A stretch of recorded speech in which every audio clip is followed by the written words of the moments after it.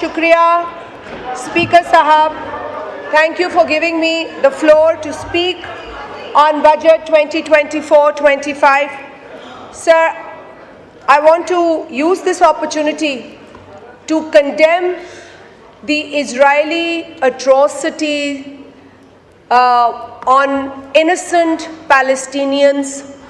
Sir, Gaza में जिस तरीके से निहत्ते बच्चों, औरतों, बुजुर्गों को इजरायली फोर्सेस अजियत और बर्बरियत का निशाना बना रही हैं, उसकी हम मज़म्मत करते हैं. सर, 22 तारीख को भी रेफ्यूजी कैंप पर एक हमला होता है जिसमें 42 लोग शहीद कर दिए जाते हैं फ़लस्तीनी. Sir, I think everyone wants to condemn this atrocity, this brutality that is taking place, और इसके लिए हमें यकीनन हर फोरम पर आवाज़ उठानी है.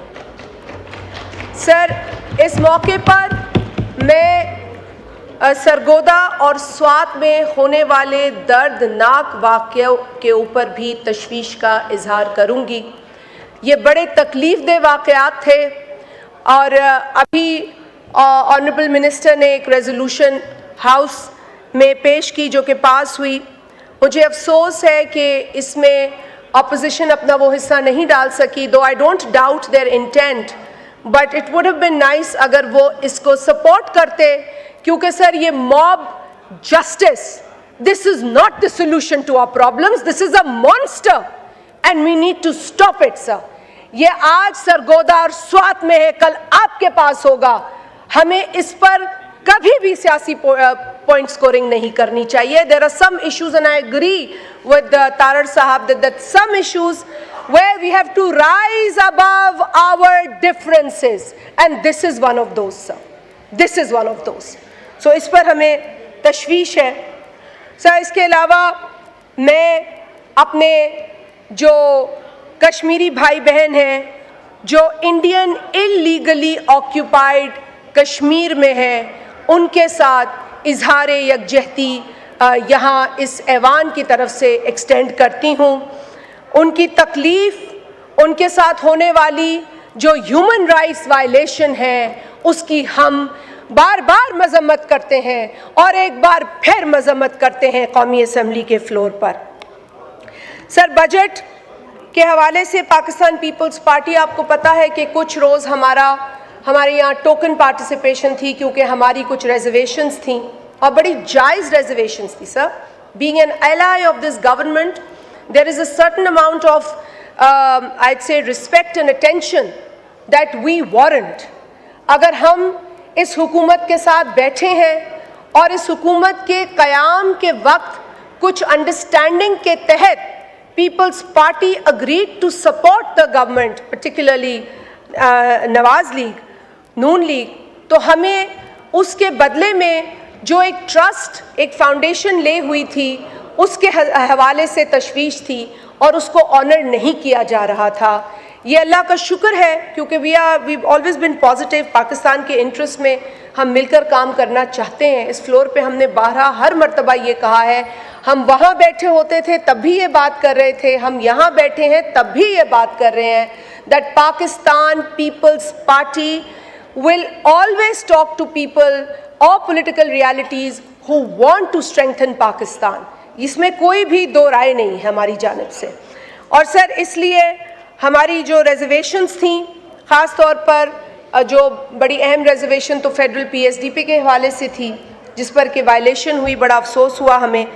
और उसके बाद हमारे पंजाब से ताल्लुक़ रखने वाले ऑनरेबल अरकान असम्बली जो थे, उनको उस तरीक़े से वो रिस्पेक्ट नहीं मिल रही थी जो रिप्रेजेंटेटिव्स को मिलनी चाहिए, ख़ास तौर पर उस जमात के रिप्रेजेंटेटिव्स को जो आपके साथ एलाए हैं. तो हम यकीनन मजबूर हो गए अपने एतराज़ात के हवाले से बात करने पर.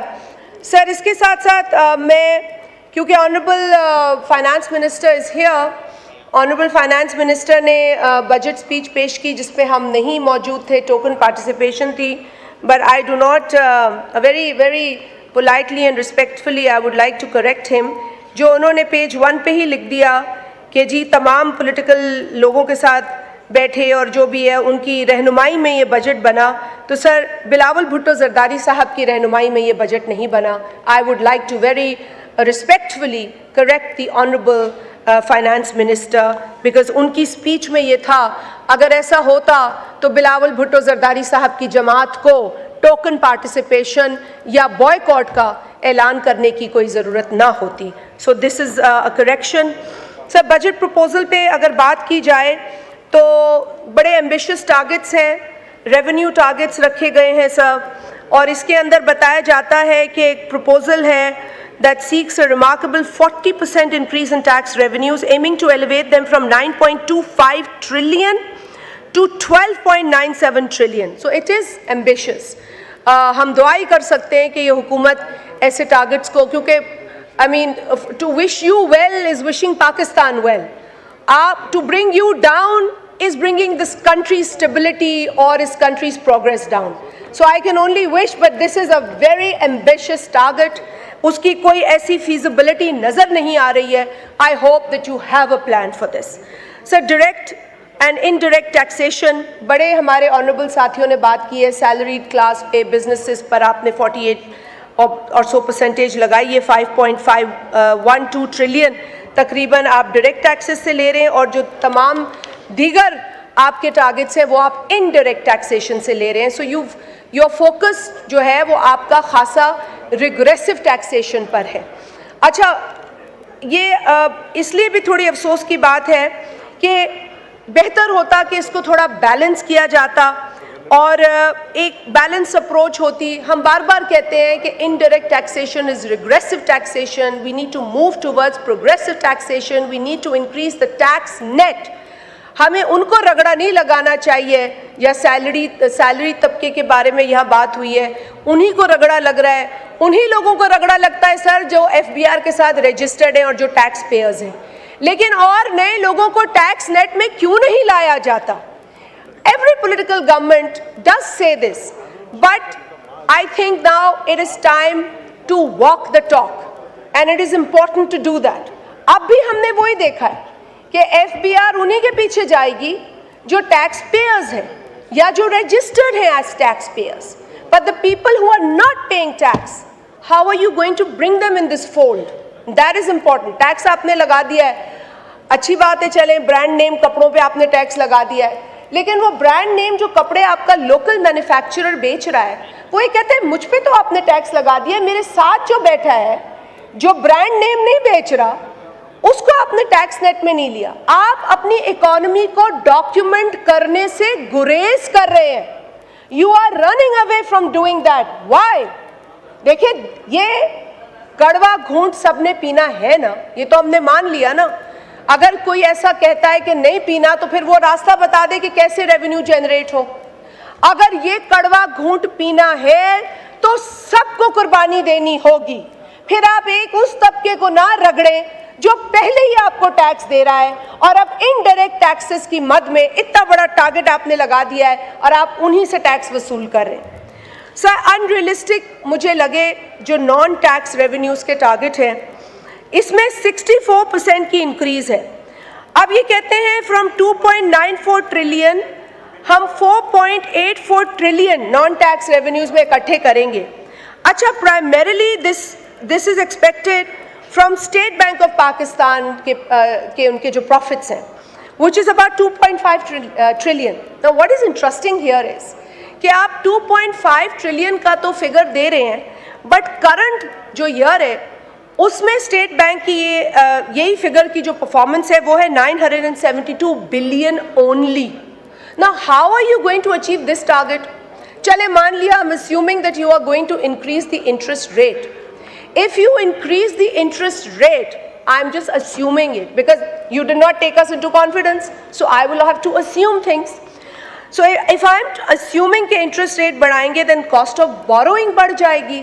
कॉस्ट ऑफ बोरोइंग बढ़ जाएगी तो फिर आपका इसी वहीं पे आगे दावा जो है कि आप टारगेटेड 3.6% GDP ग्रोथ रेट पर भी आ रहे हैं। वो ग्रोथ रेट इस इंटरेस्ट रेट के बढ़ने से नहीं हो पाएगी। आपकी इकोनॉमी जो इकोनॉमिक एक्टिविटी या इकोनॉमी है वो एक्सपैंड होने के बजाय कॉन्ट्रैक्ट हो जाएगी. I mean, obviously this is the only floor or forum where I can raise my concerns and that of my parties, because we were not given an opportunity to sit down and talk about this with you. So, तो ये contradiction है जो unrealistic non-tax revenues से आपने अपना हदफ निकालने की यहाँ पर proposal पेश किया है. So, increased petroleum levy, again it's part of non-tax revenues. आपने 60 रुपीस पर लीटर से 80 रुपीस पर लीटर कर दिया है और जो हदफ आपने मुकर्रर किया है वो 1.28 ट्रिलियन है इस नेक्स्ट ईयर की levy.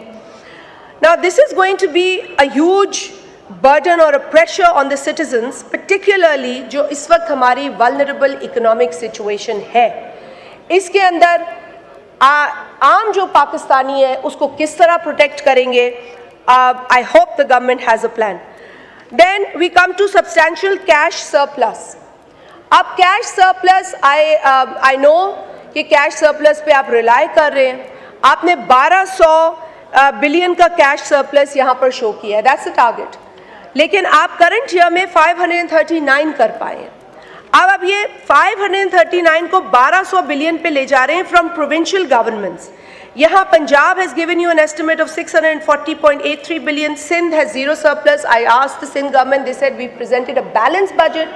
Our budget is on realistic numbers, and we did not show a surplus because we wanted to stick with the real numbers, and the real numbers showed us a balanced budget, so we did so.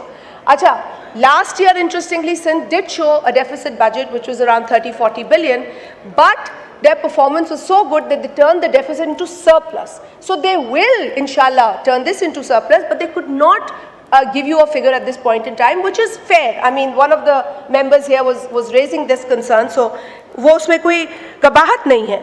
Khyber Pakhtunkhwa 100 billion लिखा है, Balochistan 25 billion लिखा है. अगर हम इन figures को मिला लेते हैं तो भी आपका एक डेफिसिट फिगर आ रहा है, which is 434.17 billion, rounded off 434 billion. तो ये आपका डेफिसिट बजट आ रहा है, which will impact your overall fiscal stability.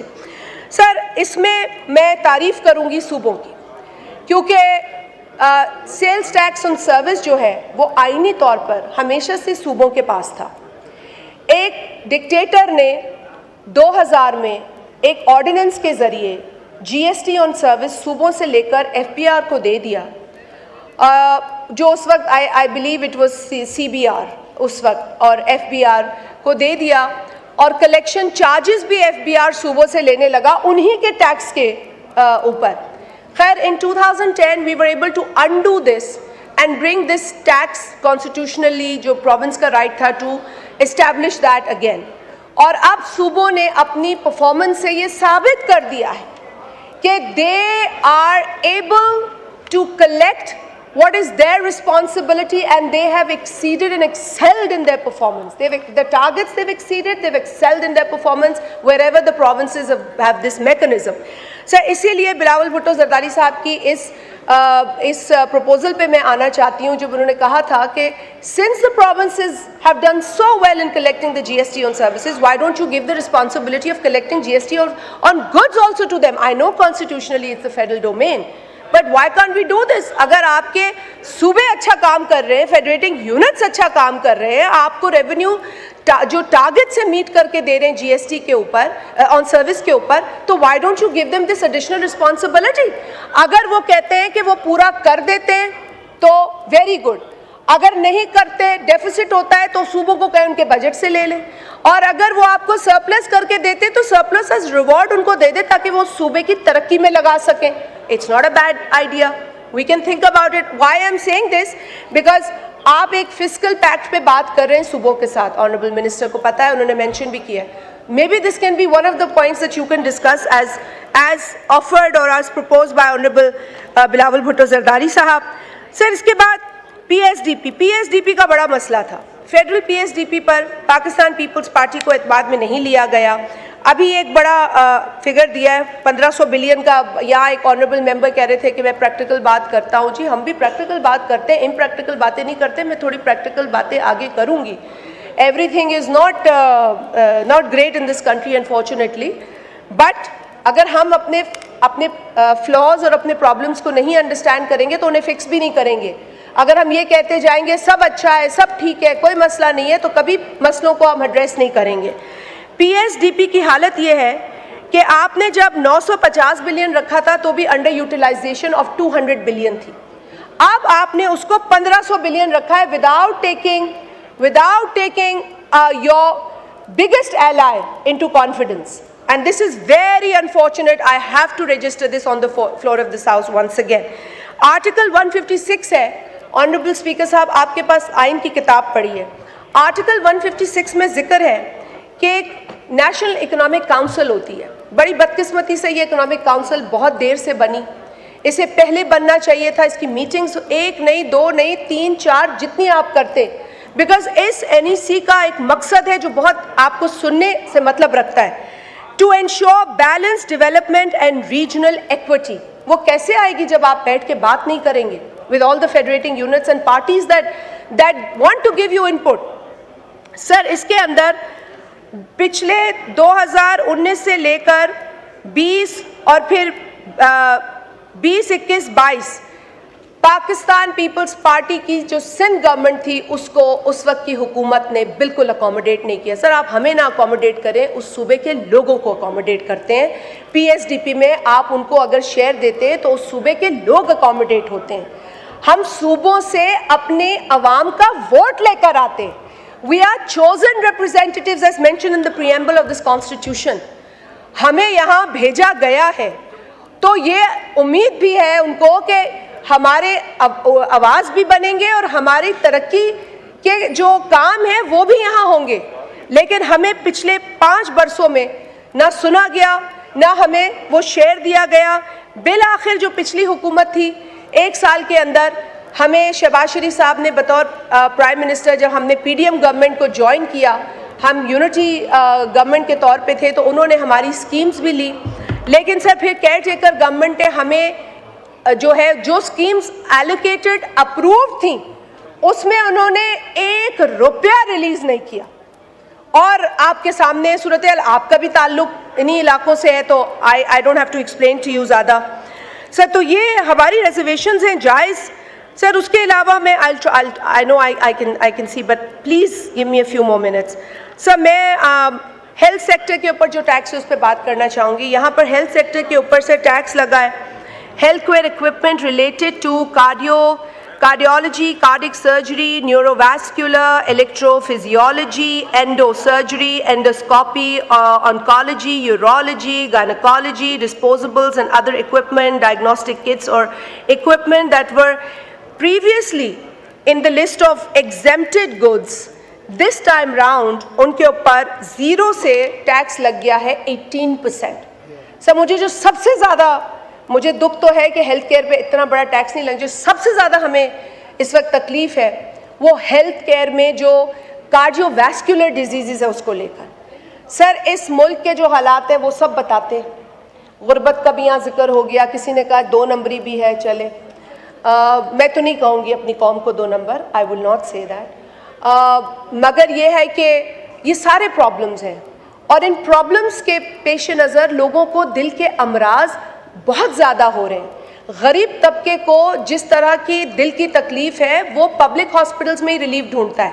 Sindh के अंदर NICVD का क़याम, अब यहाँ पर बातें हुई, मैं हर बात का जवाब नहीं दे सकती क्योंकि आप इतना टाइम भी नहीं देते, लेकिन सर NICVD के क़याम से ये हो सका कि सिंध के अंदर हमारे पास इस वक्त 10 NICVD हॉस्पिटल्स हैं और इसके साथ साथ SICVD यूनिट्स जो चेस्ट पेन यूनिट्स है वो 29 है। और यहाँ पर जो कार्डियोवैस्कुलर डिजीज़ हैं इनका इलाज होता है, सर्जरीज होती है मुफ्त एंड स्टेट ऑफ आर्ट है। मतलब 23 लाख लोग हर साल इलाज कराते हैं। Sir 1 minute sir, this is important, please give me 5 more minutes। 23 lakh लोग इलाज कराते हैं हर बरस और इस 23 लाख के अंदर बहुत बड़ा परसेंटेज पाकिस्तान के मुख्तलिफ सूबों से लोग आते हैं, उनका है।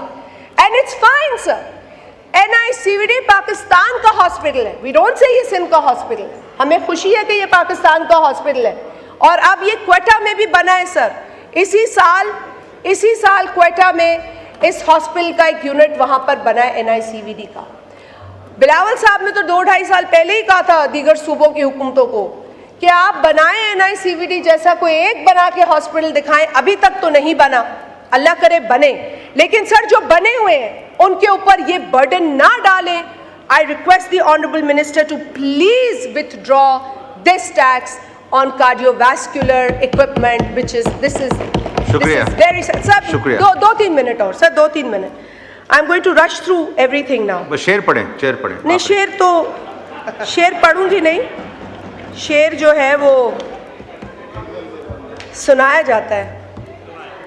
सर मैं BISP पे बेनज़ीर इनकम सपोर्ट प्रोग्राम पे जल्दी से बात करूं, उसके ऊपर बड़ी बात हुई। And I appreciate the government for increasing 25% of its budget and I also appreciate के इस प्रोग्राम को आप इसकी इम्पोर्टेंस को समझते हैं। लेकिन मैं एक तस्दीक करूंगी ऑनरेबल मिनिस्टर साहब की कि आपने ये लिखा है पेज 12 पे 29 कि इकोनॉमिक इंक्लूजन को फ़रोग़ देने और लोगों की माशी हालत को बेहतर बनाने के लिए हुकूमत BISP के तहत पहली मरतबा poverty graduation and skills development programme का आगाज़ करने जा रही है। और इसके अलावा हाइब्रिड एंड ऑल, नो ये पहली मरतबा नहीं है। विद ड्यू रिस्पेक्ट, ये हमने पिछले बरस किया था। आप बजट बुक्स भी ये मैं लाई भी थी आपको दिखाने के लिए कि इसके अंदर आप देख लें तो ये एलोकेशन पिछले बरस भी है। और इसकी वजह ये थी सर कि when I was given the responsibility of BISP for a short period, तो सर उसके अंदर मैंने देखा कि पावर्टी ग्रेजुएशन प्रोग्राम कोई नहीं है। सर ये कोई भिखारियों का प्रोग्राम नहीं है, and I take offence to that. ये सोशल प्रोटेक्शन व्हीकल है। पूरी दुनिया में सोशल प्रोटेक्शन व्हीकल मौज़ब मुआशरों में, ममालिक में होता है। अमेरिका में भी अनएम्प्लॉयमेंट फंड वहाँ पे दिया जाता है घर बैठे, तो वो भिखारीपना नहीं है, एक सोशल प्रोटेक्शन व्हीकल है। अमेरिका में हो तो वाह वाह, पाकिस्तान में हो तो भिखारी बना रहे हैं। I think this is a double standard. Sir please एक सेकंड सर, 2 मिनट सर। इसमें किसी ने साहब ने कहा कि ये आबादी बढ़ा रहा है। No sir, I don't agree with this. Why? Because इसके अंदर एक इसका मेन प्रोग्राम है बेनज़ीर कफालत, और इसके 2 प्रोग्राम्स और हैं। 2 थे सर जो 2014 में बंद कर दिए गए, जो पावर्टी ग्रेजुएशन के थे। एक बेनज़ीर एक रोज़गार वसीला रोज़गार था, एक वसीला हक था। उसके बाद कभी नहीं वो दोबारा शुरू हुए। अब हमने पिछले बरस ये ग्रेजुएशन प्रोग्राम डाला है, नशोनुमा प्रोग्राम है, बेनज़ीर नशोनुमा। इसमें मैल न्यूट्रिशन को एड्रेस किया जाता है। आप कहें तो ना करें, यहाँ तो बड़ी पॉपुलेशन की बात हुई, फुली इंडोर्स है। आपकी इतनी बड़ी आबादी अगर मैल न्यूट्रिशन का शिकार है तो वे आप पे बर्डन है। BISP Benazir income support programme तो आपका वो बर्डन शेयर कर रहा है थ्रू बेनज़ीर नशोनुमा प्रोग्राम। फिर बेनज़ीर तालीमी वज़ाइफ भी है। सो ये 2 कंपोनेंट्स इसके हैं। शुक्रिया। बस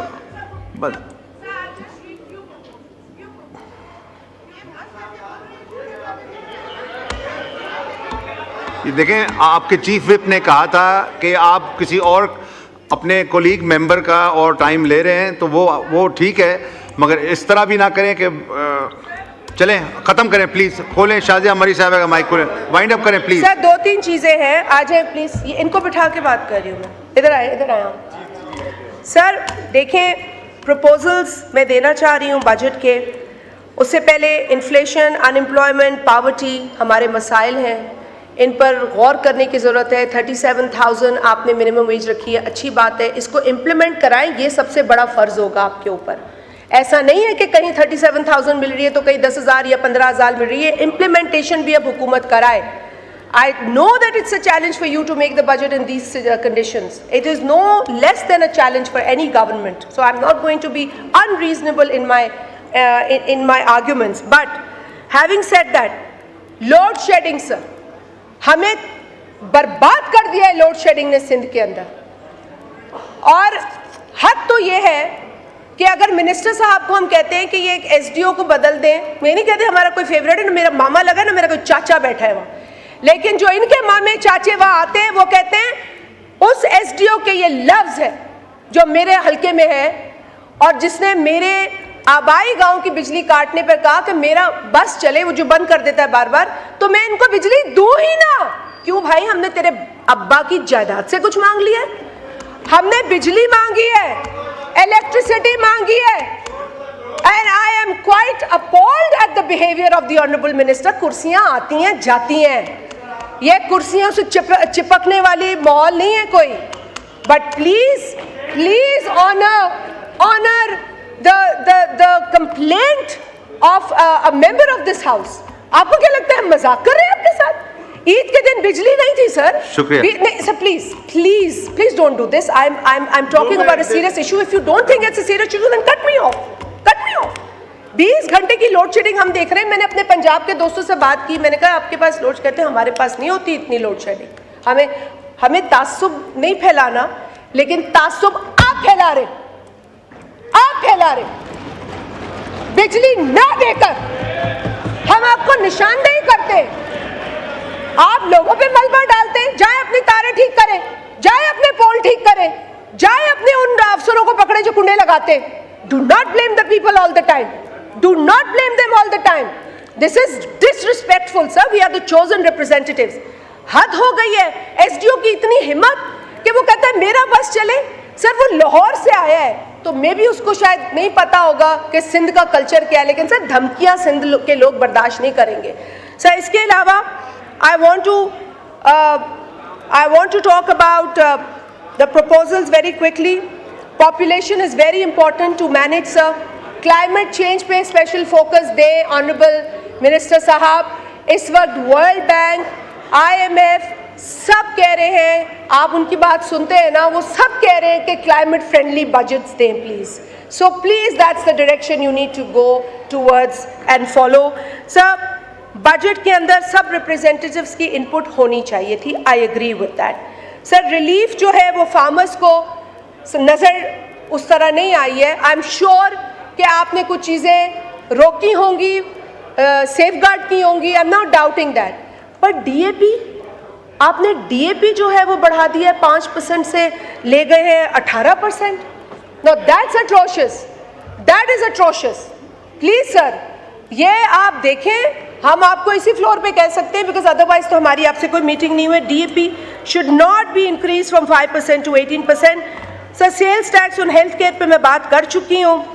sir government must support and enhance, the federal government must support enhance the budgets for जो provincially chartered public sector universities हैं. सर सिंध हुकूमत को मैं शाबाश देती हूँ कि उन्होंने 30 अरब रखा है अपनी जो यूनिवर्सिटीज़ हैं उनका बजट.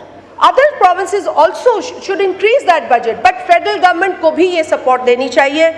सर इसके अलावा एक इशू है जो बहुत अहम है, and please this is related to the legal matters.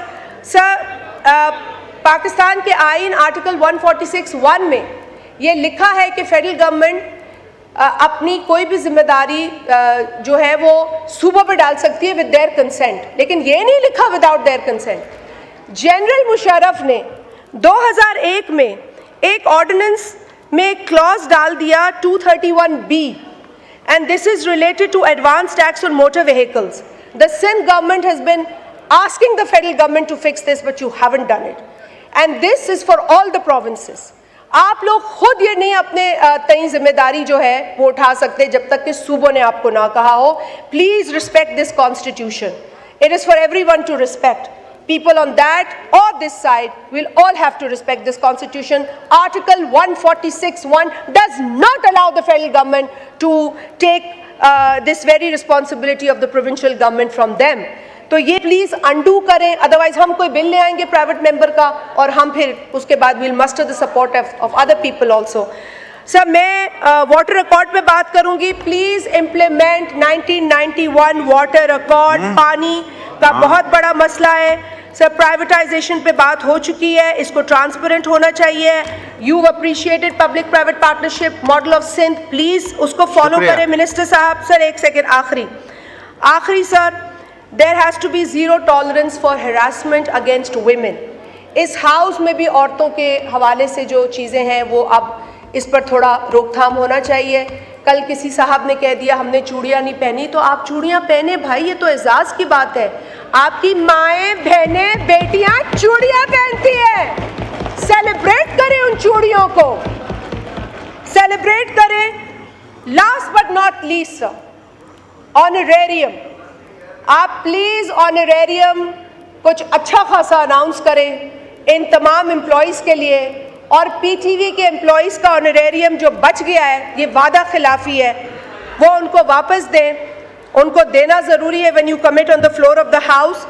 Sir, मैं सिर्फ आखिर में ये कहूँगी, क्योंकि BISP को कोई समझता नहीं है, वो लोग जो इसको नहीं समझते वही इसे भिखारी भिखारी की बात करते हैं।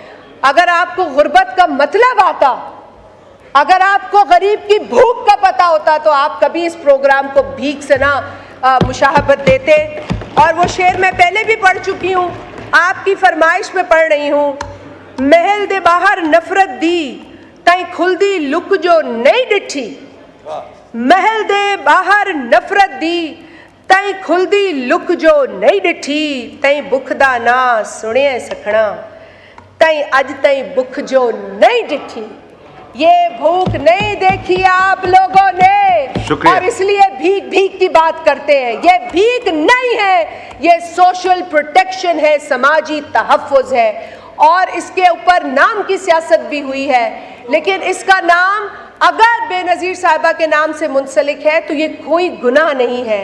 वो बेनज़ीर थी, हैं और रहेंगी, और ये प्रोग्राम बेनज़ीर है, था और इंशाअल्लाह रहेगा।